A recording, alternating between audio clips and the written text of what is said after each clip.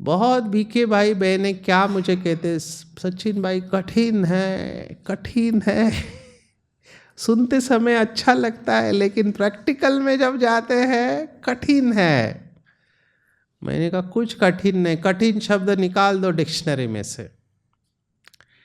मेरा जो अनुभव है वो अंगद के समान है। अंगद ने क्या किया था?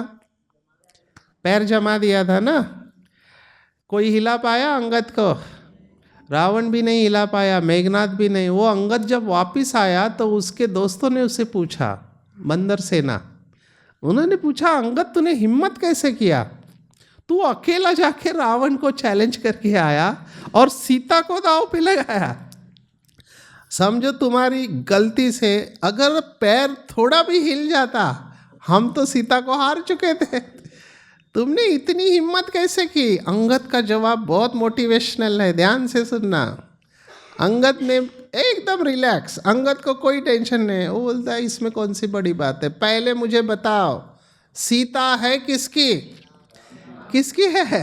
राम की। अंगद ने कहा मुझे क्या करना है, मैंने तो पैर जमा दिया, अभी जिसकी है वो बचावे, मेरे को कहाँ टेंशन है। समझ रहे बात को? हमको ज्ञान में लाया किसने? किसने लाया? बाबा ने लाया ना, हम तो नहीं आए। जिम्मेवारी किसकी? आप क्यों टेंशन लेते हो? यही जीवन जीने की कला है।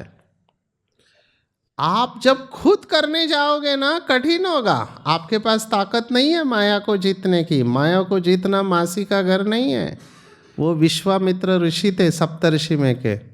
उसने प्रतिसृष्टि निर्माण किया, माना जैसे यहाँ है वैसे ऊपर तैयार किया उसने अपने योग बल से, लेकिन माया को जीत नहीं पाया हो।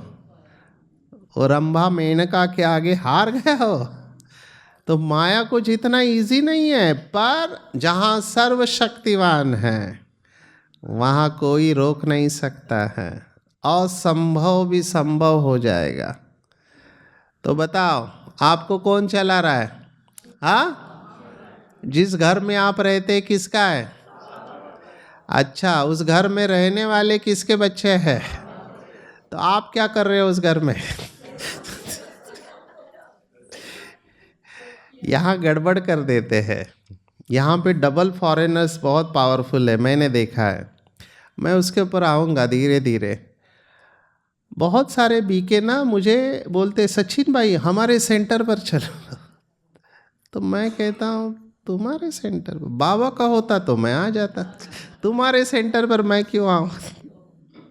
फिर बोलते सचिन भाई हमारे घर पे चलो। मैंने कहा बाबा का होता तो मैं ज़रूर आता, तुम्हारे घर पे क्यों आऊँ? फिर मुझे लेके जाते और फिर दिखाते, देखो हमने बाबा के लिए कमरा बनाया।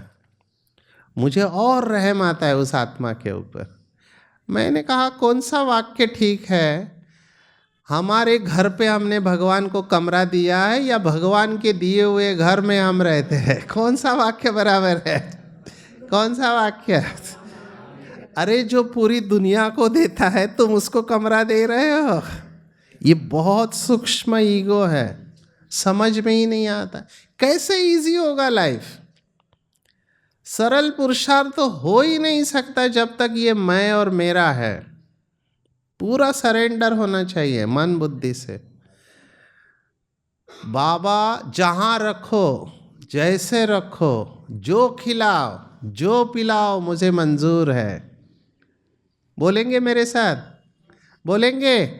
बोलो बाबा आप मुझे जहाँ रखो, जैसे रखो, जो खिलाओ, जो पिलाओ, मुझे मंजूर है। बाबा मेरी कोई भी इच्छा नहीं है। बाबा मेरी किसी से भी कोई भी शिकायत नहीं है। बाबा मैं अब घर चलने के लिए तैयार हूँ। मानो मरने के लिए तैयार हूँ। आप में से कौन कौन है मरने के लिए तैयार? जरा हाथ खड़ा करो। अभी भी तैयारी कर रहे हैं, माना अभी तक मरे नहीं है। ये कैच था आपके लिए। वही वही, अभी तो पूरा मर चुका रहना चाहिए, तैयारी क्या कर रहे हो? आज का मुरली का पॉइंट क्या था?